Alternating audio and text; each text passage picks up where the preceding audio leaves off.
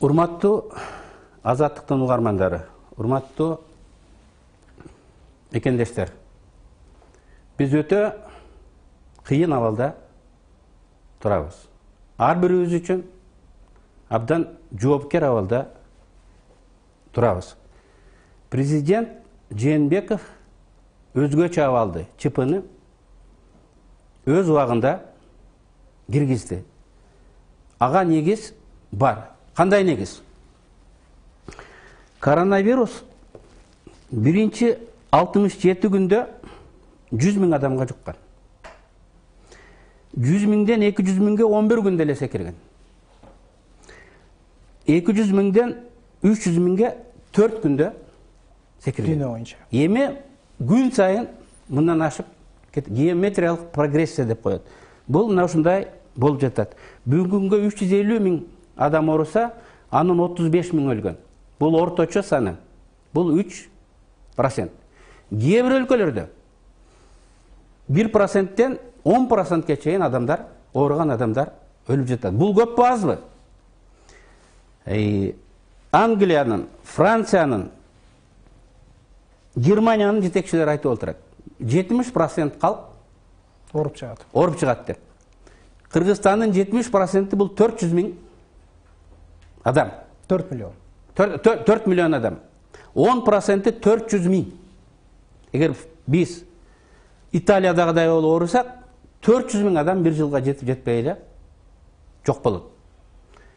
5% дей турган болсок, бул 200 000. Биз азайтып 1%ке чейин андан төмөн жүргөнгө мүмкүнчүлүгүбүз бар. Ошон үчүн биз өзгөчө абал киргизилип жатабыз. Эми биздин абал Италияныкынан жакшыбы, жаманбы? Мен ошону айтып койгум келет. Аппарат искусственной вентиляции легких, жасалма дем алдыруучу аппарат экен. Ооруган адамдын 20-30% больницага түшөт экен. Больницага түшкөн адамдын 50-ден 70%-не ушул аппарат керек экен. Ошон менен 4 күндөн 10 күнгө чейин аппарат менен дем алдырып турсаң, ал айыгып кетиши мүмкүн экен. Аппараты жок болсо, ошол 70% ошол бойдон кете берет. Эми Кыргызстанда канча аппарат бар? 625 аппарат бар дейт. Статистиканы карап көрөлүк. Россияда 100 000 адамга 27,3 аппарат бар экен. Кошмо Штаттарда 100 000 адамга 18,8 аппарат бар экен. Италияда 100 000 адамга 8 дана аппарат тура келет экен. Кыргызстандачы 10 аппарат тура келет экен. Италиядан айырмабыз дээрлик жок экен. 100 000 адамга 10 аппарат бизде тура келет. Англияда 13 аппарат тура келет экен. Эми булар бай өлкөлөр, биз аппарат сатып алабыз деп болгон фирмаларга заказ берип көбөйткөн атат. 3 айдан бери биздин өкмөт акча бөлүп ушундай аппарат сатып алам деп заказ бердиби? Аппарат болгону $20,000 $30 000 чейин турат экен. Биздин максат дагы жок дегенде 1000 аппарат алып келип коюш керек. Бул $30 миллион. $30 миллион болот экен. Мына Италияда 50 000 адам ооруса, ошонун 5,5 000 бүгүнкү күнгө өлдү да, бул 10%. Мен жана айтканым, Италиядай болбойлук. Италияда 60 миллион калк бар. Кыргызстандан калк 10 эсе көп. 50 000 ооруганда алардын саламаттык сактоо системасы талкаланды. Биз үчүн бул цифра 5 000. Биз алардан 10 эсе азбыз. 5 000. Бирок бизде 600 жасалма дем алдыруучу аппарат бар экен. Эми алар башка ооруларга да керек да. Бирөө жүрөк оору операция болуп атат, бирөө башка жагынан операция болот. Ошонун биз баарыны коронавирус менен ооругандарга жумшай албайбыз. 50 000, 300 000, 400 000 жумшашыбыз мүмкүн. Ал 10 күнгө чейин адам ошону менен дем алыш керек экен. Демек биз 3 000ден 4 000ден ооруган ашып кетсе Кыргызстанда, биз дагы катастрофа болобуз. Аба жетишпеген адам суудан чыгарылган балыктай болуп, туйлап, деми кыстыгы өлөт.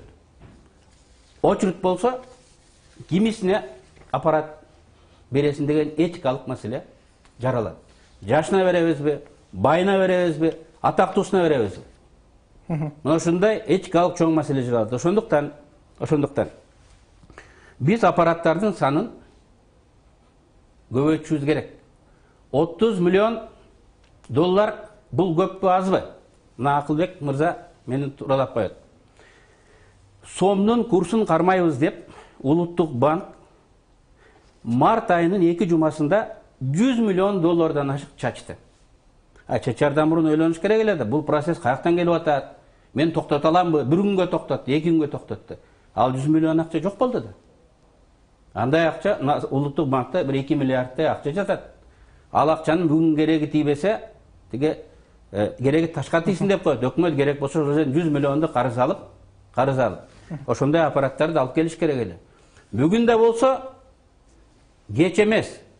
Бирок бүткүл дүйнө азыр заказ берип атат ишканаларга, жасап бергиле деп. Бүгүн акчаң болсо дагы ала албайсың. Кытайдын Италияга жөнөткөн жардамын орто жолдон чехтер алып койду, карактап койду. Европада, цивилизацияланган Европада ушундай болуп атат. Бирине кетип атканды экинчиси алып коюп атат. Бүгүн биз 1 ай кечиктик. Акчаны берсек дагы ошол аппаратты бүгүн сатып келе алабызбы?